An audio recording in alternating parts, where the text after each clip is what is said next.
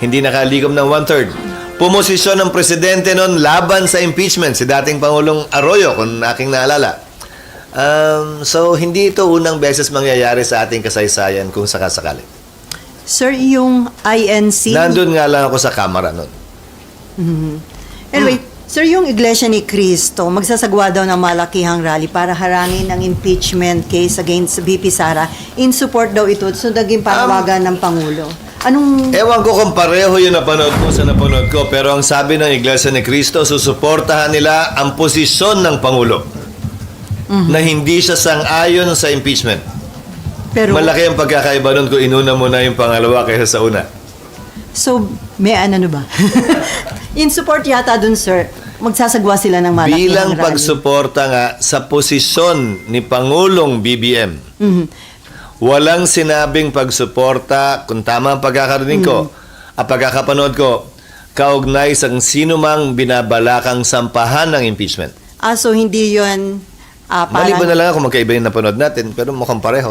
Pero sir, ito nga in support nga dun sa panawagan ni Presidente na huwag na sana magkaroon ng impeachment. Pero hindi naman ito pagsuporta ng INC kay VP Sara. Hindi para sa akin na magsalita para sa kanila.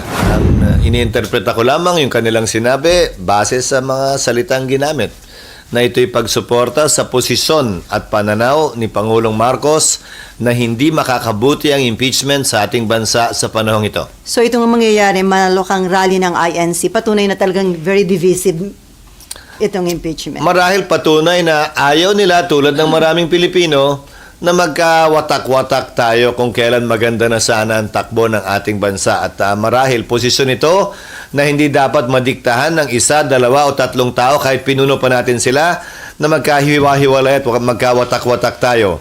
Obligasyon ng bawat Pilipino tiyakin at hanapin yung nag-iisang daan na pwede nating pagkasunduan at pagkaisahan sana.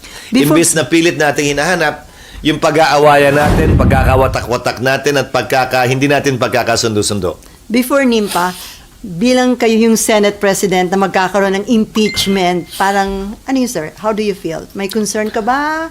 Or Wala. mahirap ba yung magiging trabaho nyo bilang kayong Presidente na... May nagsabi nga sa akin, kung matutuloy yan, grabe, 3 oras kung papanoorin yan. Sabi ko, ikaw nga manonood lang, kami uupo doon at 3 oras din mahigit.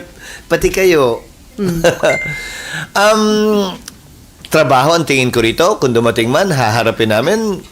Hindi mahalaga kung gusto namin ito o hindi, kung konbinyente ito sa amin o hindi. Ang importante ay trabaho ito na inata sa amin ng saligang batas. At kung mangyayari man, gagampanan namin ito.